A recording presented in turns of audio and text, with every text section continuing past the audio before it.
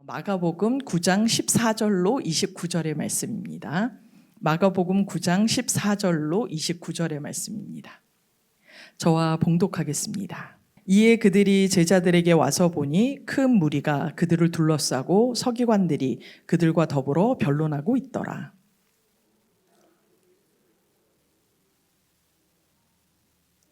예수께서 물으시되 너희가 무엇을 그들과 변론하느냐?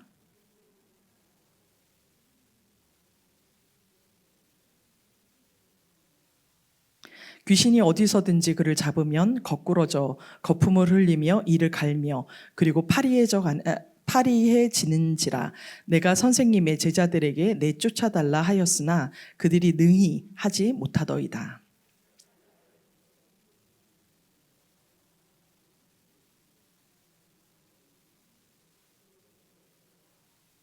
이에 데리고 오니 귀신이 예수를 보고 곧 그 아이로 심히 경련을 일으키게 하는지라. 그가 땅에 엎드러져 구르며 거품을 흘리더라.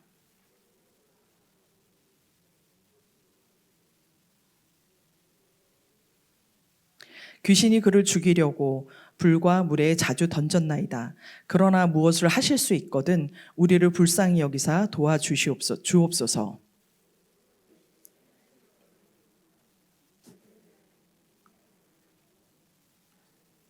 곧 그 아이의 아버지가 소리를 질러 이르되 내가 믿나이다. 나의 믿음 없는 것을 도와주소서 하더라.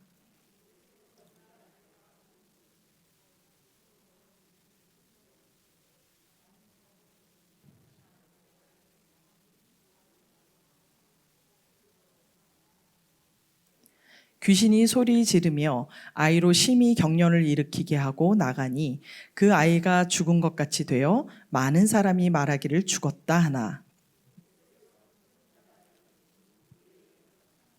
집에 들어가심에 제자들이 조용히 묻자오되 우리는 어찌하여 능히 그 귀신을 쫓아내지 못하였나이까?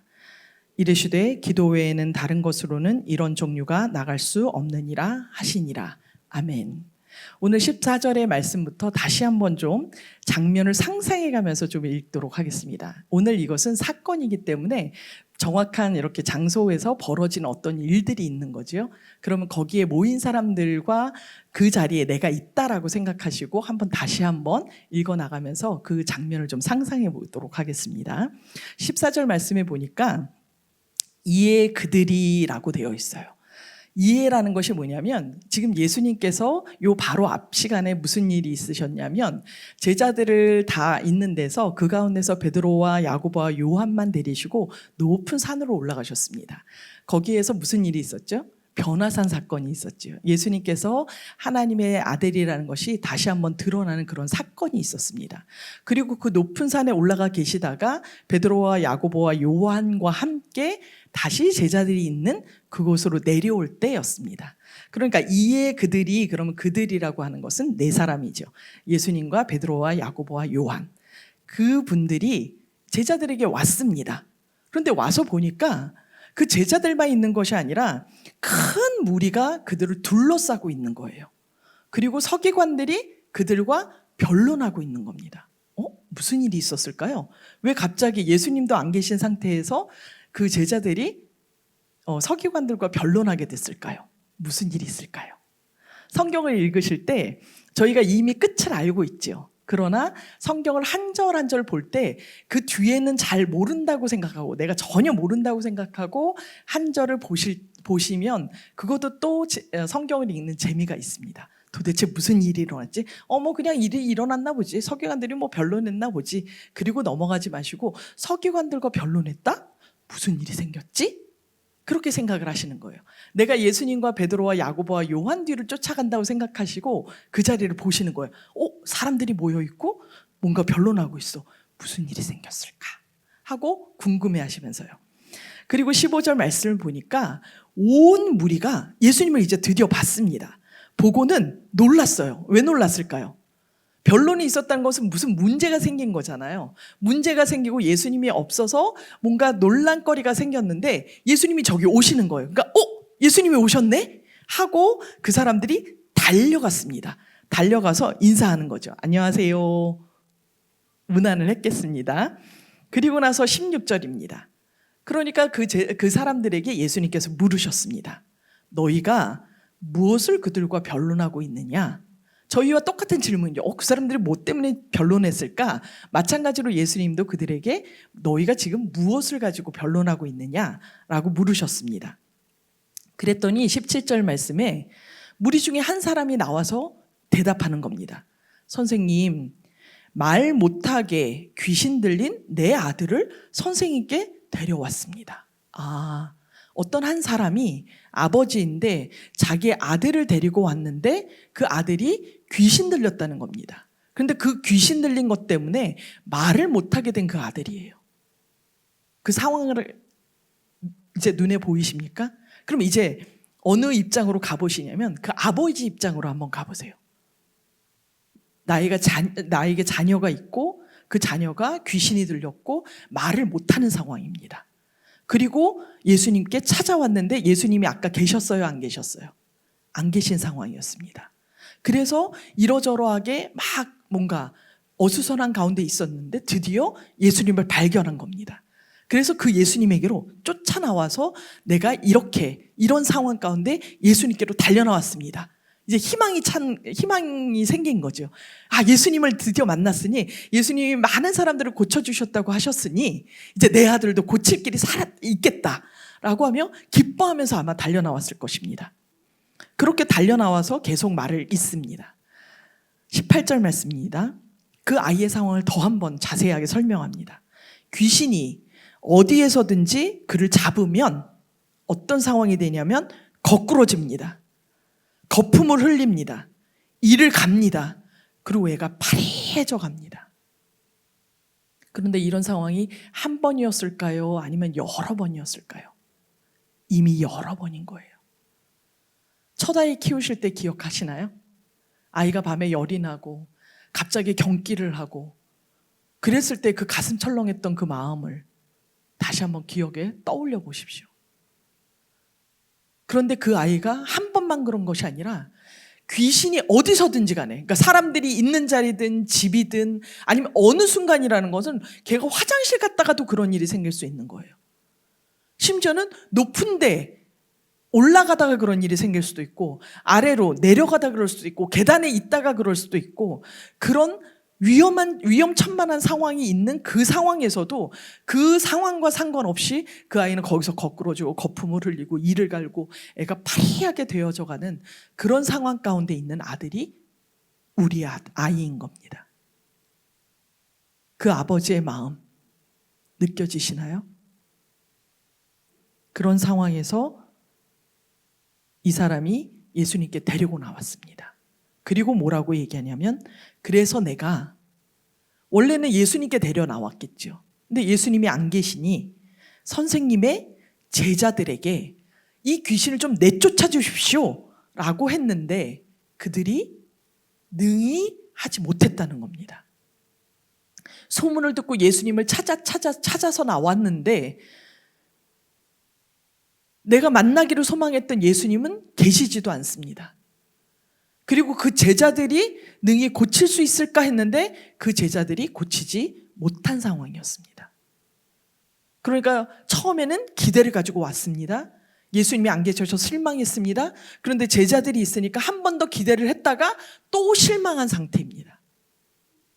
그 하루에도 지금 벌써 몇 번이나 실망한 상태가 이어진 것입니다. 이렇게 여기까지 보시면 여러분들이 만약에 예수님이면 어떻게 하실 것 같아요? 와보니까 제자들이 막 난리를 쳤는데 이유를 알고 보니까 귀신 들린 아이를 데리고 온 아버지가 있는 겁니다. 그리고 그 아버지가 지금 상황이 되게 심각해요. 그죠? 그런 심각한 상황 가운데서 제가 만약에 예수님이면 아이고 저렇게 힘들게 왔는데 나도 못 만나고 우리 제자들도 제대로 저렇게 고쳐주질 못하고 그 마음이 얼마나 답답하고 안타까울까. 그리고 당장에 저 같으면 고쳐줬을 것 같아요. 제가 예수님보다 좀 더 나은 성품을 갖고 있는 것 같지 않습니까? 그럼 예수님이 진짜 그렇게 하시는지 한번 살펴볼게요. 19절입니다. 그런데 예수님께서 대답하여 이르시되 뭐라고 얘기하세요? 믿음이 없는 세대요. 예수님은 정도 없으시고 뭐 동정심도 없으신가요? 대뜸 너희가 믿음이 없다. 그리고 그것이 너 혼자만의 문제가 아니라 이 세대 전체가 믿음이 없다. 이야기하시는 거예요. 그러면서 하시는 말씀이 내가 얼마나 너희와 함께 있으며 얼마나 너희에게 참겠느냐. 이거 자녀들한테 해보신 말씀 해보신 적 없으세요? 내가 도대체 얼마나 너를 좀 참아야겠니? 이 말씀은 바꿔 말하면 내가 참을 수 있답니까? 없답니까? 내가 이제 도저히 너를 참을 수가 없다. 거기에 희망이 있다는 소리입니까? 없다는 소리입니까? 없다는 소리예요. 근데 우리는 희망이 없다라고 얘기할 수 있는데 지금 이 얘기는 예수님께서 하고 계시는 얘기예요. 희망이 없다. 너희는 믿음이 없고 도대체 내가 너희를 언제까지 참아야 되고 더 이상 참을 수가 없다라고 하시는 겁니다. 그 얘기를 듣는 아버지의 마음이 어땠을까요? 아이고, 소위 오늘은 텄다. 내가 예수님을 만나러 나왔는데 오늘은 안 되겠다. 그런 마음이 들었을 것 같습니다. 그런데 거기서 한 번 더 반전이 일어납니다. 예수님이 그러고는 야 너희 믿음 없어. 그리고 돌아가실 것 같은데 거기서 뭐라고 그러시냐면 그를 내게로 데리고 오라. 예수님이 사람을 들었다 놨다 하시는 것 같아요. 이 아버지는 지금 벌써 몇 번째 기대했다, 실망했다, 기대했다, 실망했다, 계속 그것이 반복되는 것 같습니다. 그래서 이제 또 신나게 이제 데리고 오는 거죠. 그래서 20절 말씀에 이에 데리고 오니 귀신이 예수를 보고 곧장 그 증세가 나타납니다. 들었던 이야기가 눈앞에서 펼쳐지는 거예요. 곧 그 아이로 심히 격려를 일으키게 하는지라 그가 땅에 엎드러져 구르며 거품을 흘리더라. 아버지의 말이 하나도 틀린 게 아니에요. 아버지의 말이 그대로 또 이루어지는 겁니다. 그러니까 예수님께서 이제 아버지에게 21절에 물으십니다. 언제부터 이렇게 되었느냐? 어릴 때부터입니다. 시간이 오래됐다는 겁니다. 얘가 어릴 때부터입니다 라고 했을 때는 이미 그 어린 시절을 지난 거예요. 그러니까 그 어린 시절 전체 동안에 사랑하는 우리 자녀들이 어릴 때 그런 일이 일어나면 얼마나 더 답답해요. 이미 오래됐다는 거죠. 그러면서 귀신이 그를 죽이려고 물에도, 아까 저는 계단 올라갔는데 그 정도로 표현했는데 화장실 그 정도밖에 제 상황 가운데 위험이 안 들어왔는데 여기 말씀해 보니까 불에도 던져지고 물에도 던져졌다는 겁니다. 그러니까 진짜 죽을 상황이었던 거예요. 그런데 그런 심한 상황인데 그런데 무엇을 하실 수 있거든 우리를 불쌍히 여기사 도와주옵소서. 뭐라고 얘기해요? 무엇을 하실 수 있거든. 여기서 막 매달려야 될 것 같은데 이 아버지가 하실 수 있거든이라고 한 발짝 물러나는 듯한 느낌이 들어요. 왜 그럴까 생각해 보면 아까 말씀드린 대로 기대했다가 실망했다, 기대했다, 실망했다. 지금 이게 계속된 거잖아요. 그러니까 이 사람 마음속에 혹시 이 제자들처럼 예수님도 못하실지도 몰라 라고 생각했을지도 모르겠습니다. 그런데 예수님께서 23절에 뭐라고 대답하시냐면 예수께서 이르시되 할 수 있거든이 무슨 말이냐? 꾸짖으신 거죠. 그리고 믿는 자에게는 능히 하지 못할 일이 없느니라. 자, 여기로 말씀이 단락이 지어졌다라고 하면 제가 한번 여쭤볼게요. 이 귀신 들린 아이가 치유함을 받았을까요? 못 받았을까요? 우리 이미 결말을 알고 있습니다. 그죠? 치유함을 받은 걸 알고 있어요. 그러니까 우리 여기 앉아있는 저희들도 그냥 치유함을 받았겠거니 라고 생각하고 이 본문을 읽는 겁니다.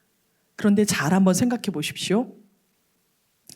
야고보서 5장 15절 말씀에 보니까 믿음의 기도는 병든 자를 구원한다라고 합니다. 바꿔 말하면 믿음이 없으면 병든 자가 구원함을 얻습니까? 못 얻습니까? 저희들도 그렇잖아요. 저희 기도하다가 기도가 안 이루어지고 응답이 안 되면 내가 믿음이 없나 보다 라고 생각하시잖아요. 그렇죠? 그리고 예수님께서 항상 병자들을 고치실 때 뭐라고 말씀하시냐면 너에게 믿음이 있느냐고도 물으시고 내 믿음이 너를 구원하였다라고도 말씀하세요. 혈루증 앓는 여인에게도 그랬고 백부장 하인에게도 그랬고 소경에게도 그랬고 계속해서 믿음을 강조하셨어요. 그러니까 믿음이 있으면 낫는 거고 믿음이 없으면 안 낫는 것 같습니다. 근데 아까 예수님께서 뭐라고 그러셨죠? 그 아버지와 제자들을 향해서 너희 믿음 없다라고 결론 지으셨어요. 내가 얼마나 너희를 더 참아야겠냐, 내가 더 이상 참을 수가 없다라고까지 이야기를 하셨습니다. 그러면 그 상황을 다시 한번 돌아봅시다. 예수님이 계시고 제자들이 계시고 그 아버지가 계시고 서기관들이 계시고 그리고 거기에 모여든 많은 사람이 아마 있었을 겁니다. 그 가운데 누가 믿음이 있었을까요? 제자들 아까 믿음이 없어서 낫게 하지 못했잖아요. 서기관들 믿음 있겠습니까? 믿음은커녕 어디 예수가 혹은 예수의 제자들이 과연 저 아이를 고치나 보자 하고 팔짱 끼고 있었을 것입니다. 그 아버지의 마음에는, 그 아들의 형편에는 도무지 마음을 일도 주지 않고 그리고 구경하는 사람으로 그 자리에 있었을 것입니다. 거기에 모인 다른 무리들도 마찬가지입니다. 예수님도 이미 믿음이 없다고 얘기하셨고요. 심지어는 이 아버지에게도 할 수 있거든. 믿음이 있어 보입니까? 없어 보입니까? 당사자인 아버지에게도 없습니다. 아들은요, 지금 귀신에 들려갖고 거꾸러져 거품 흘리고 있는 그 아이에게 이 가운데, 그 장소 가운데 믿음이라고는 찾아볼래야 찾아볼 수가 없습니다. 우리가 예를 들어서 기도하러 나왔다고 생각해 보세요. 이 아이가 치유함 받을 수 있을까요? 그 상황 가운데 예수님은 이미 선고하셨고 믿음이 없는 사람들이 다 모여 있고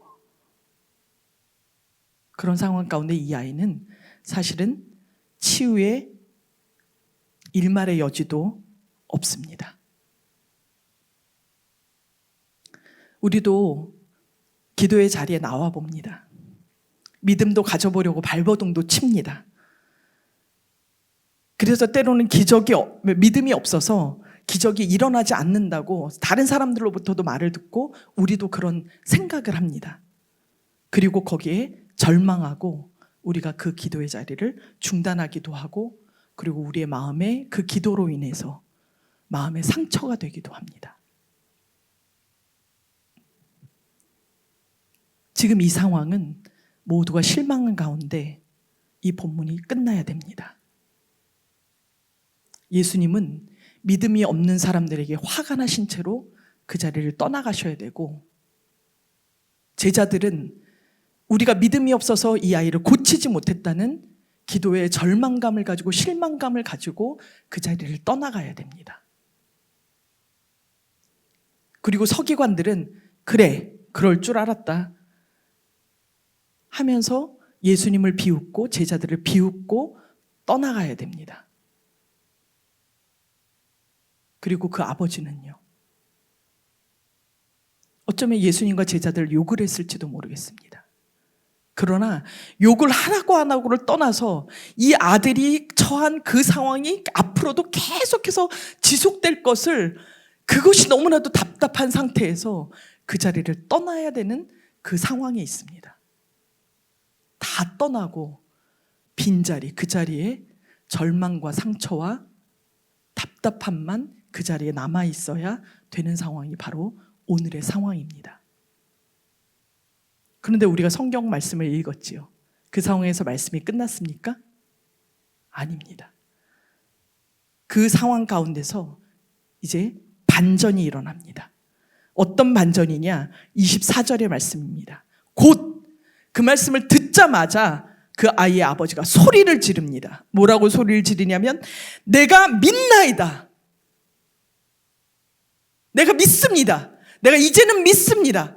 이 상황이 끝날 것 같은 이 상황 가운데서 나는 여기를 포기할 수 없습니다. 나는 주님 믿습니다. 라고 얘기하는데 내가 믿음이 가득해서 믿습니다. 그것이 아니라 나의 믿음 없는 것을 도와주십시오.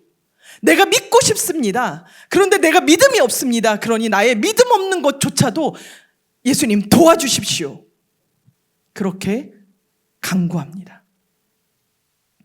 그럴 때 예수님께서 눈을 들어보니 25절 말씀을 보니까 무리가 달려와 모입니다. 예수님도 떠나고 제자들도 떠나고 아버지도 떠나고 서기관들도 떠나야 되는 그 자리로 다시금 무리가 달려듭니다. 왜냐하면 그 아버지가 소리 지르는 걸 들었거든요. 이제 무슨 일이 일어나겠구나 알았거든요. 그래서 무리들이 다시 몰려듭니다. 그럴 때 예수님께서 더러운 귀신을 향해서 이번에는 꾸짖습니다. 말 못하고 못 듣는 귀신아, 내가 내게 명하노니 그 아이에게서 나오고 다시 들어가지 말라 하심에 귀신이 소리 지르며 아이로 심히 격려를 일으키게 하고 나가니 그 아이가 죽은 것 같이 되어 많은 사람이 말하기를 죽었다 하나 예수께서 그 손을 잡아 일으키시니 이에 일어서니라. 아이가 살아났습니다. 그리고 제자들이 물었습니다. 왜 우리는 능히 귀신을 쫓지 못했습니까? 예수님께서 대답하셨습니다. 기도 외에 다른 것으로는 귀신이 쫓겨가지 않는다. 오늘 2월 한 달 동안 우리가 기도하는 여성이란 주제를 가지고 말씀을 나눕니다. 오늘 말씀은 믿음 없을 때의 기도라는 제목입니다. 우리가 어떻게 기도해야 됩니까? 계속 기도해야 됩니다. 믿음이 있든 없든 기도하는 자리에 머물러서 기도해야 됩니다. 소리를 질러서라도 믿음이 없어도 의심하여도 끝까지 예수님과 대화하면서 그 자리를 뜨지 않고 기도해야 됩니다. 믿음이 없을 때 어떻게 기도할 수 있냐고요? 믿음이 없을 때의 기도입니다. 즉 믿음이 없을 때 도 기도하는 것입니다. 믿음이 없을 그때 기도하는 것입니다.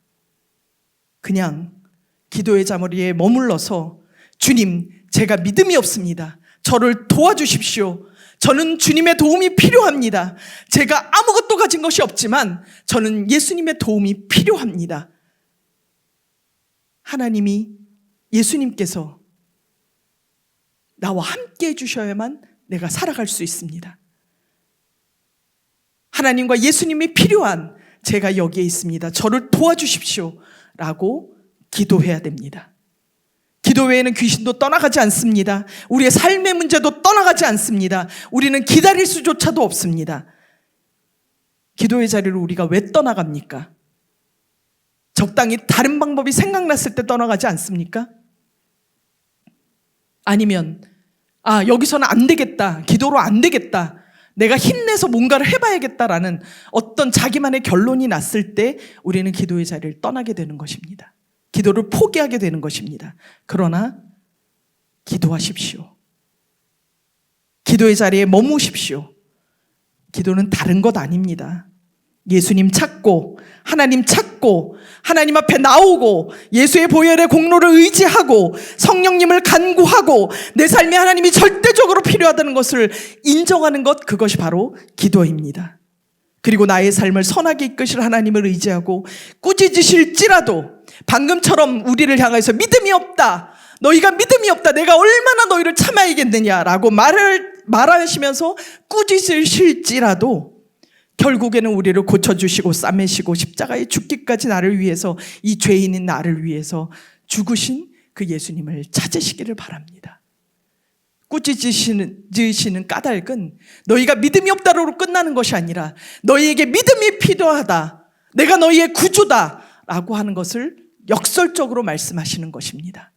할 수 있거든이 무슨 말이냐, 믿는 자에게 능치 못하는 것이 없다라고 하시는 그 말씀이 우리에게 주시고자 하시는 말씀입니다. 예수님의 꾸지람에 대해서, 우리의 믿음 없음에 대해서 실망하고 절망하지 마십시오. 예수님이 누구십니까? 우리가 아직 죄인 되었을 때에 우리를 위해서 죽으신 분이 예수님이십니다. 하나님께서 그것으로 우리에 대한 자기의 사랑을 확증하셨습니다. 우리 기도의 대상은 하나님과 그 예수님이십니다. 이 상황에서 아버지가 떠나지 않았습니다. 설사 아버지가 실망하며 등을 돌리고 갔을지라도 분명히 단언컨대 예수님은 그를 돌려보내지 않으셨을 것입니다. 다시 부르셨을 것입니다. 예수님은 여전히 그 자리에 계십니다. 우리는 기도의 자리를 떠나는 것 같지만 우리 주변에, 우리 옆에 예수님께서 계십니다. 예수님이 먼저 떠나지 않으신다는 사실을 기억하시기 바랍니다. 주님이 나를 위해서 죽기까지 나를 사랑하셨는데 나를 떠나실 리가 없다. 그것이 우리의 믿음입니다. 오늘로 우리는 사나 죽으나 하나님 나라의 백성인 우리가 이곳에서 세상을 능히 이기며 살아갈 수 있도록 인도하여 달라고 기도하기를 원합니다. 반드시 응답하실 예수님이, 하나님이 오늘 우리를 이 자리로 부르셨습니다. 찬송하겠습니다.